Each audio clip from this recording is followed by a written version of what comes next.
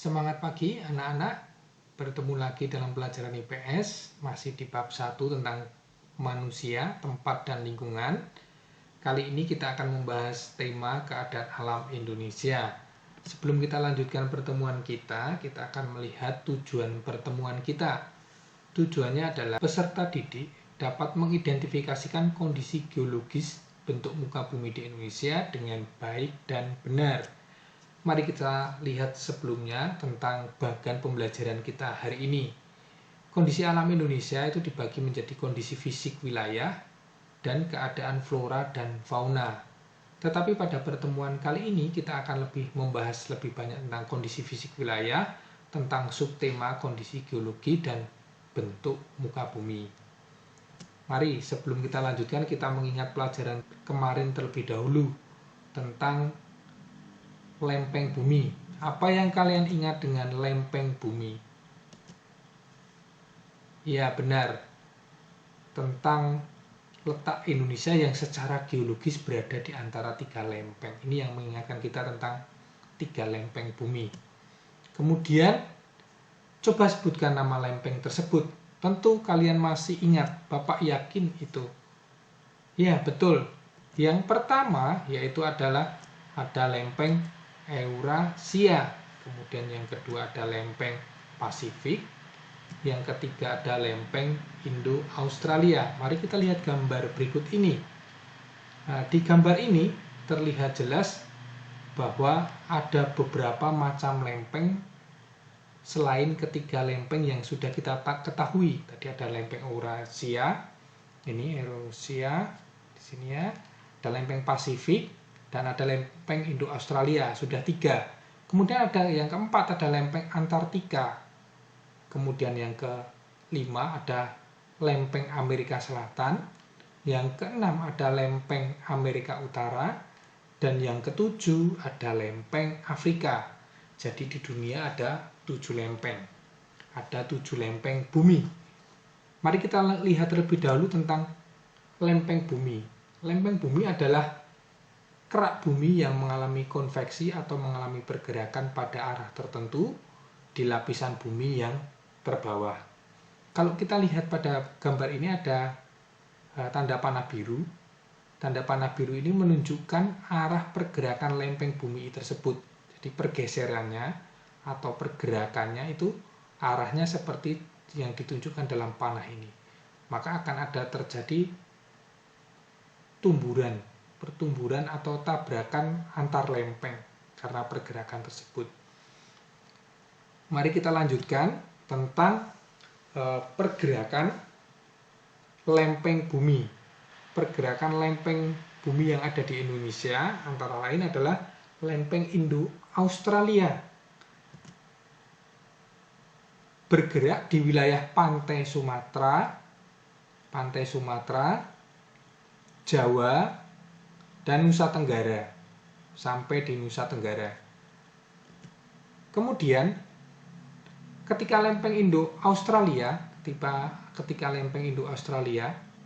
ini bergerak, dia akan bertumbukan dengan lempeng Eurasia,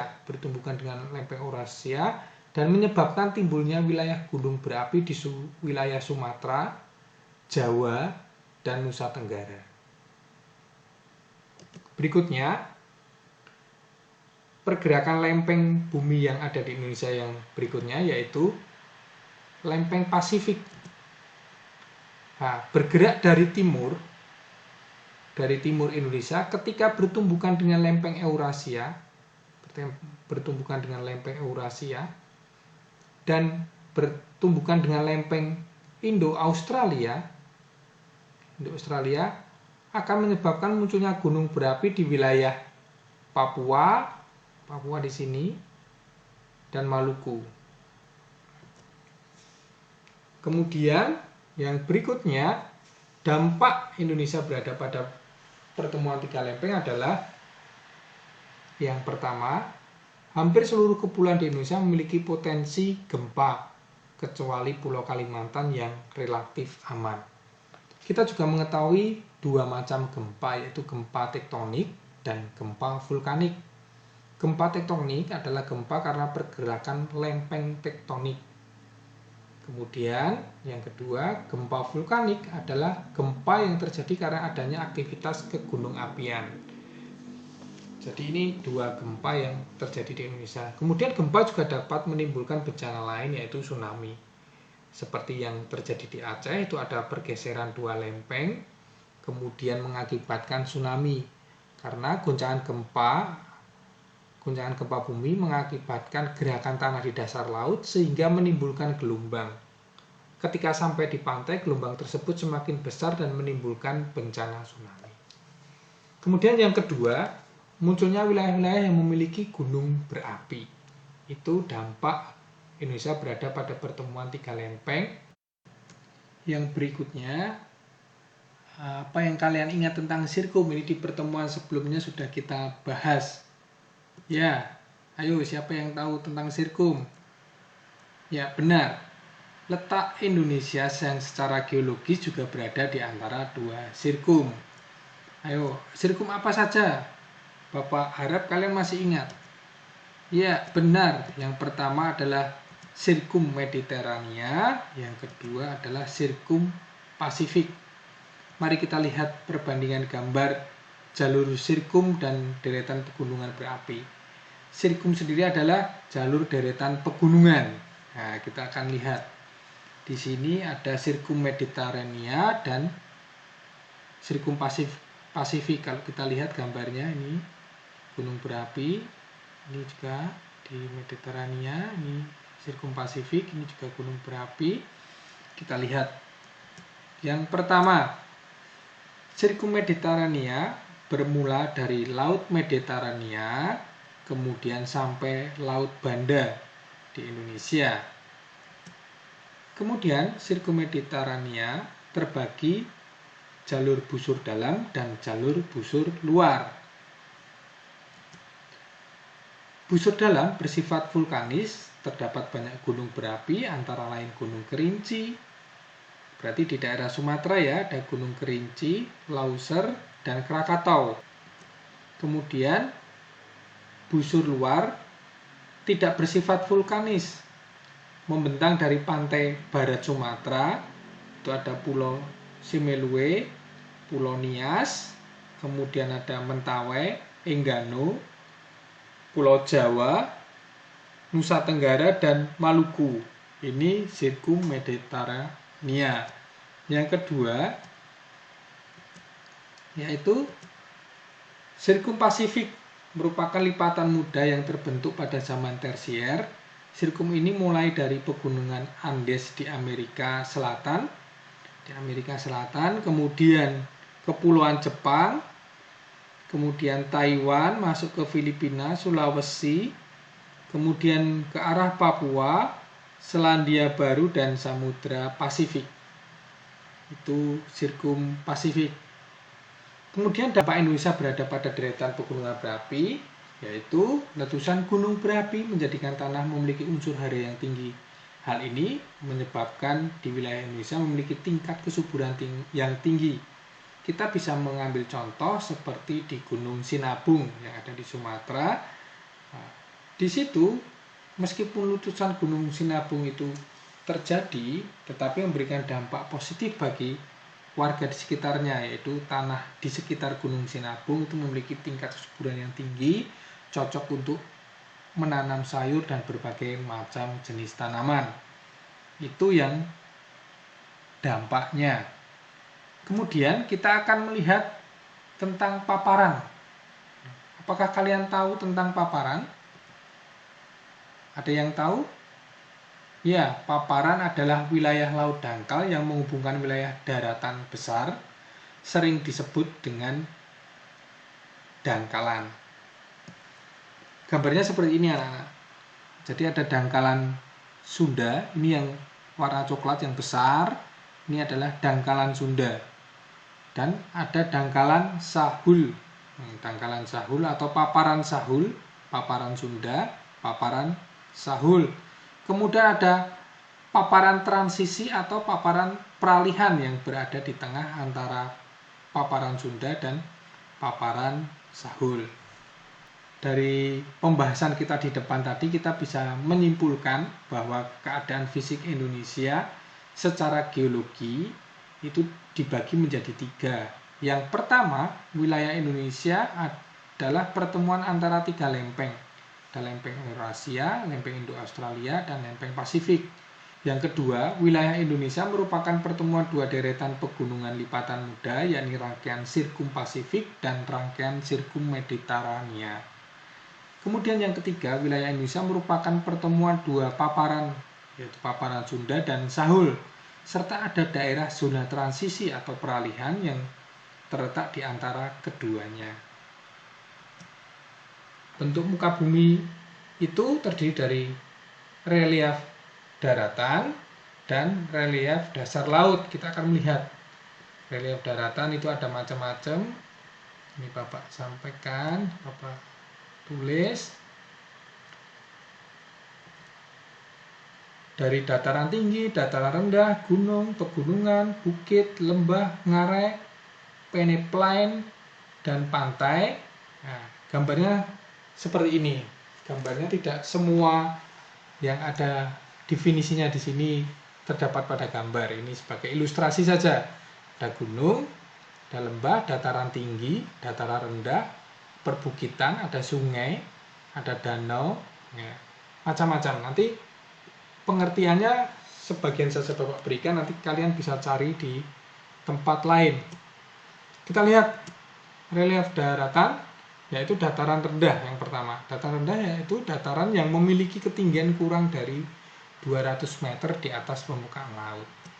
Kemudian dataran tinggi, dataran yang terletak di antara gunung-gunung di ketinggian beberapa ratus atau ribu meter. Kemudian gunung, permukaan bumi yang menjulang ke atas dan berbentuk seperti kerucut atau kubah yang berdiri sendiri karena adanya pengangkatan kerak bumi. Tadi ada pertemuan lempeng, ya, maka pertemuan lempeng tadi mengakibatkan adanya gunung-gunung berapi. Karena itu pertemuan kerak bumi membentuk kerucut kubah yang disebut dengan gunung. Kemudian pegunungan, rangkaian dari beberapa gunung dan dengan ketinggian yang berbeda-beda dan bentuknya memanjang. Dibagi menjadi 3, pegunungan tinggi, pegunungan menengah, dan rendah. Dilihat dari tingkat ketinggiannya. Di situ tertulis kalau pegunungan tinggi itu lebih dari 1.500 meter di atas permukaan laut. Tetapi pegunungan yang menengah itu ketinggian antara 500 sampai 1.500 meter di atas permukaan laut. Dan yang terakhir, pegunungan rendah ketinggian antara 200 sampai dengan 500 meter di atas permukaan laut.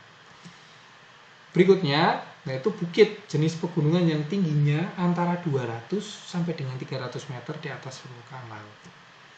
Lembah, daerah ledokan yang lebih rendah dari tempat sekitarnya dan berupa daratan yang panjang dan dialiri sungai. Kemudian ngarai, lembah yang dalam dan sempit dengan lereng yang curam. Contohnya adalah Ngarai Sinok di Sumatera Barat. Kemudian peneplain, bentuk hasil akhir tenaga eksogen terhadap dataran rendah yang permukaannya miring atau menurun dengan sangat landai ke arah laut. Pantai, wilayah perbatasan antara daratan dan perairan laut. Nah, kemudian ini bentuk muka bumi yang berikutnya. Tadi adalah relief dasar laut. Nah, terdiri dari berbagai macam, ada paparan, ada lubuk laut, ada gunung laut, ada palung laut, ada ambang laut, ada punggung laut, ada alur laut. Nah, kita akan lihat satu persatu. Paparan disebut juga dangkalan. Dasar pantai melandai ke arah laut dengan kedalaman 0 sampai 200 meter. Itu ada paparan Sunda dan paparan Sahul. Tadi hubungan antara laut yang hubungan antara dua wilayah besar atau beberapa wilayah besar. Kemudian yang B, lubuk laut, itu dasar laut berbentuk bulat seperti mangkok. Kemudian yang ketiga itu gunung laut, gunung yang dimulai dari dasar laut, puncaknya menjulang sampai ke permukaan laut. Kemudian yang keempat itu palung laut, lembah yang sangat dalam dan memanjang di dasar laut serta memiliki lereng yang curam. Kemudian ada ambang laut, dasar laut yang mencuat kemudian memisahkan perairan yang satu dengan perairan yang lain. Punggung laut, pegunungan di dasar laut yang punggungnya muncul di atas permukaan air laut. Alur laut, relief dasar laut berupa lembah-lembah sungai yang mengalami penenggelaman. Gambarnya ada di sini, tetapi tidak semua bisa terakomodir di gambar. Kalian bisa browsing di internet, cari, siapa tahu ada yang lebih lengkap. Itu anak-anak. Kemudian ini kondisi fisik Indonesia, ya, dari bentuk muka bumi kita dapat menyimpulkan ada relief daratan, ada relief lautan. Nah, bentuk relief muka bumi Indonesia ini dibagi menjadi wilayah bagian barat, wilayah bagian tengah, wilayah bagian timur. Ini nanti yang akan mempengaruhi perkembangan flora dan fauna. Itu yang akan kita bahas di pertemuan yang akan datang. Demikian anak-anak, pertemuan kali ini mudah-mudahan bermanfaat. Jangan lupa tetap belajar dan jaga kesehatan. Nah, terus belajar dan tetap semangat. Pertemuan berikutnya kita akan belajar tentang keadaan iklim, keragaman dan sebaran flora, keragaman dan sebaran fauna. Terima kasih anak-anak. Salam Tarakanita, satu hati, satu semangat. Tarakanita, yes.